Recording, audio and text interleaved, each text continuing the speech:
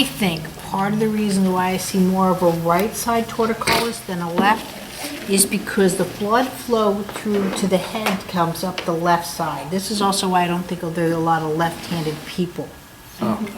So the blood flow is coming up the left side into the brain, comes back down onto the right.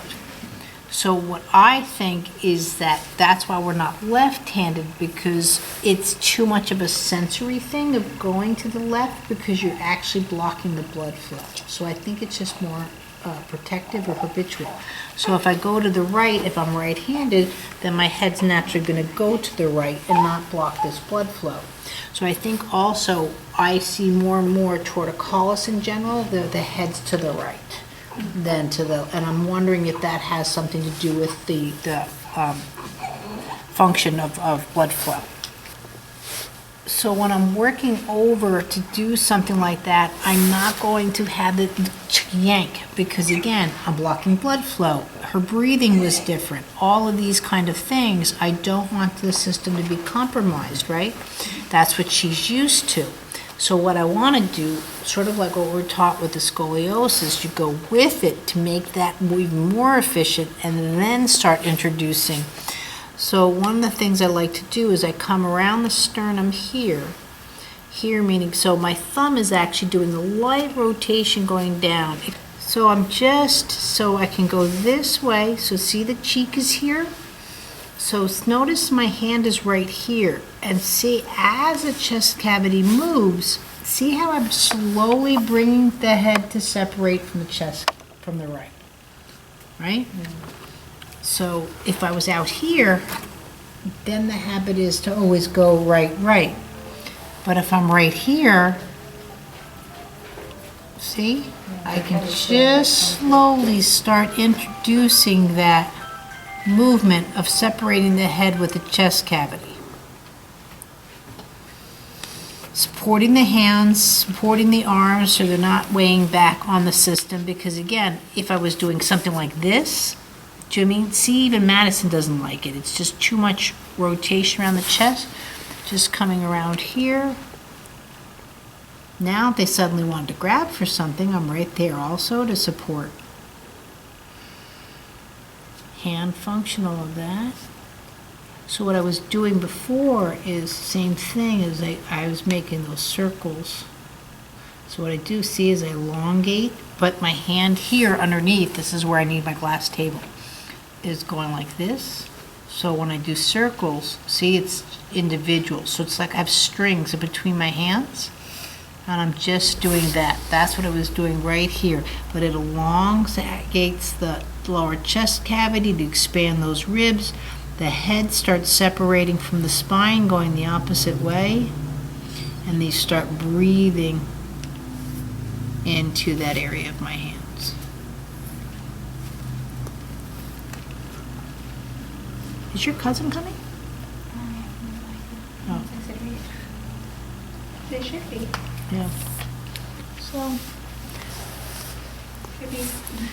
So now I can come back under, and then I'll just see if right here, if there's a little bit of difference. But I always have my hand here, you know, I'm guarding for startles, want to keep the system calm.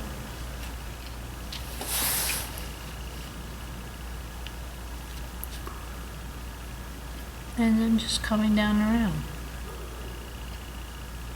Once I get that nose to cross midline, then I know I'm in, and I can come in and start doing that opposite and start bringing the head over here, but again, supporting it with my hand.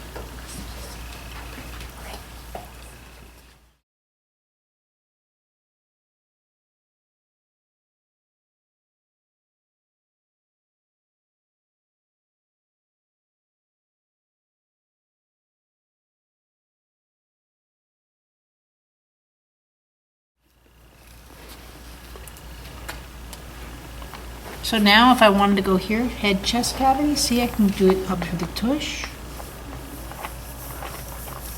So there's all little ways of just spinning it once you just learn the basics.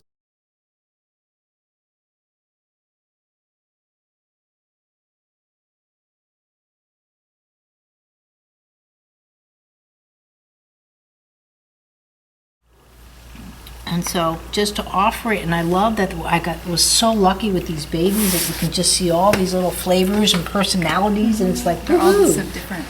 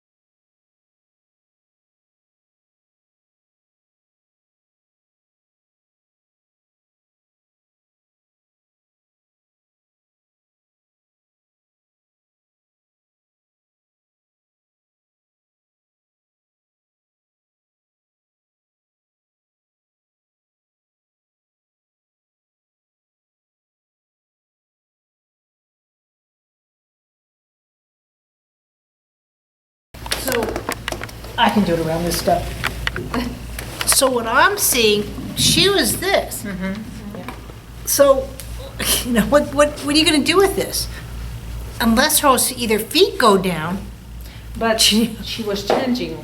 Oh, well, that's the whole point of this. You can do, you know, maybe just after that one lesson, she's not going to even think about going into CP. But in this position, nothing's happened. You try it. I mean, you can't get out of it. When you go and lift, you cannot transfer your weight. It's only when this happens that I can even think about transferring my weight to possibly, again, what I now need to counter this head position to get my eyes all the way over to possibly here. And I still can't see my hands. Do you mean? And this is where I have to start doing and this, and I play beads here, to suddenly bring, oh, I hand. You know, that's the first time they're seeing it. Even here, I might see this hand, but this is gone. You know, I know I have them, but the baby's not. So you'll see this, you'll see, you know, but it's not going on. And again, I have my feet down, so if I have my feet up, and then you'll start seeing this H&R as they get older, that might bring the head around, you know, but and then the spasticity starts of this more severe CP. So my brain works, I think, just more mathematically. I just start seeing what looks like a little thing, but, you know, if left undirected, there's a road here and there's a road here, you know. Oh, you're still there. Okay, Yes. you were talking about the CP indicator, and Right. I assume when the leg went really straight and the toes were splaying, Right. that was one indicator. What were some of the other indicators Well- that would? Go ahead. Well, it's not only that the leg went there, because they will do those movements. Uh-huh. But if they go there and they stay there and they don't reverse it, they don't do other things. Right. Because you will see the newborns doing, like, as you call them, the stars, they are not controlled. but Yeah, they they'll always, just be like, you know, movements, but they move it Right. one way, then And they then move they'll go the to other the way. right, they move it to the left. that's what she's doing in her belly. That's what Nella's doing right now. But when you're like there and her legs And want she to was just stay stuck. there. Okay, that's where I was. Stage, Yeah. Michelle could not hold her legs forever like this, right? Okay. What you just showed.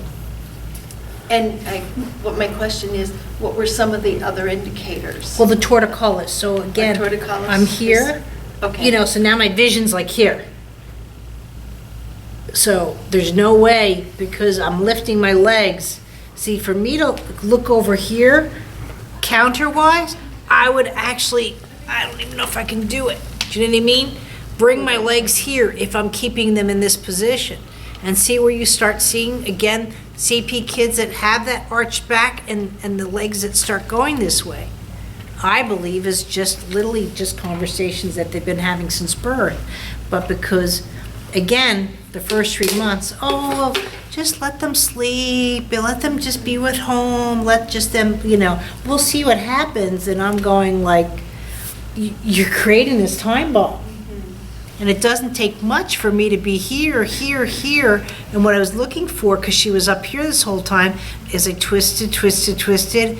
And for the first time, and literally when it released, relaxed, whatever your verbiage is, that's when all of a sudden she was like, and the eyes went in. You know what I mean? And it was like, oh, and that's where the eyes, the same thing too, where I say, do the diaphragm, when I'm here, I'm here, I'm here, and you just sort of get that, oh, okay, because of just the system starting to integrate better.